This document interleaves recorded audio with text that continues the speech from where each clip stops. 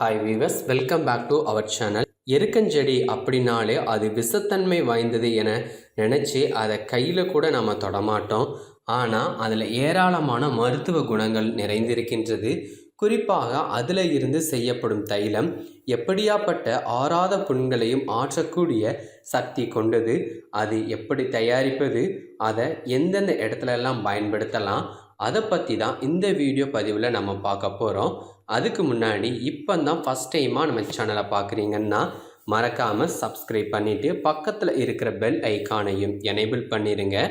வெள்ளை எருக்கு செடியினுடைய இலை, பூ, தண்டு, வேர் ஆகிய அனைத்தும் மருத்துவ குணங்கள் நிறைந்தவை. செங்கலை நல்லா சூடுபடுத்திக்கிடணும். அதுக்கு மேலே நல்லா பழுத்த எருக்கு இலைகளை வரிசையாக அந்த சூட்டின் மேலே அடுக்கி வச்சு அதுக்கு மேலே குதிங்கால நல்லா ஊன்றி வச்சிருக்கணும். சிறிது நேரம் அப்படியே வச்சிருக்கணும். இதை வாரத்தில் ஒரு நாள் விட்டு ஒரு நாள் செஞ்சுட்டு வரலாம். குதிங்கால் வலி, குதிங்கால் வாயு பிரச்சனைகள் இது எல்லாமே சரியாயிரும். வெள்ளை எருக்கினுடைய இலையை வெயிலில் நல்லா உலர்த்தி காய வைத்து அந்த இலைகளை தீயிட்டு அதனுடைய புகையை லேசாக சுவாசிக்க நாசி துவாரங்களின் வழியாக புகை செல்லும்போது ஆஸ்துமா நோயாளிகளுக்கு நல்ல தீர்வு கிடைக்கும். இது மூலமாக நம்முடைய இருமல் கண்ட்ரோல்குள்ளே இருக்கும். எருக்கம் இலைகளை ஒரு துணியில் மூட்டை மாதிரி கட்டி உப்பு ஒத்தடம் கொடுப்பது போல் அந்த மூட்டையை சூடாக்கி அதை மார்பு, வயிறு, உடம்புல எந்தெந்த இடத்துல எல்லாமே வலி இருக்குதோ அந்த இடங்களில் வச்சு நம்ம ஒத்தடம் கொடுத்துட்டு வந்தோம்னா அந்த இடங்களில் இருக்கக்கூடிய வலி எல்லாமே நீங்கி போயிடும். அடுத்ததாக எருக்கு இலைகளை கொண்டு பல்வேறு வகை தைலங்கள் தயாரிக்கலாம். வெவ்வேறு பிரச்சனைகளுக்கு வெவ்வேறு விதங்களில் இந்த தைலங்களை பயன்படுத்தலாம்.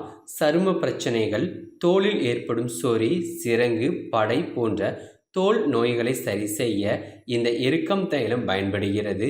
அதை எப்படி தயார் பண்ணுறதுன்னு பார்க்கலாம்.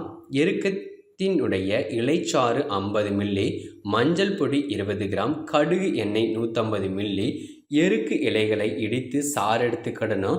அந்த சாறு கூட மஞ்சள் பொடியை சேர்த்து நல்லா கலக்கி விட்டுறணும். அந்த கலவையை கடுகு எண்ணெயில் சேர்த்து நல்லா காய்ச்சணும். பயன்படுத்தக்கூடிய மெத்தட் என்னதுன்னா, அந்த எண்ணெயை சருமத்தில் தடவி அரை மணி நேரம் கழித்து நல்லா சோப்பு போட்டு வெண்ணி வச்சு நம்மளுடைய முகத்தை கழுவிட்டு வரணும்.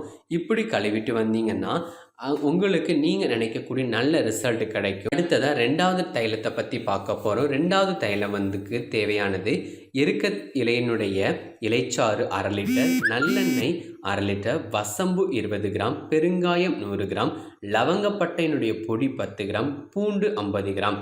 எண்ணெயை தவிர மற்ற எல்லா பொருட்களையும் நல்லா பொடி செஞ்சு அவற்றை எண்ணெயுடன் நல்லா காய்ச்சி ஆற வச்சு எடுத்து வச்சுக்கிடணும்.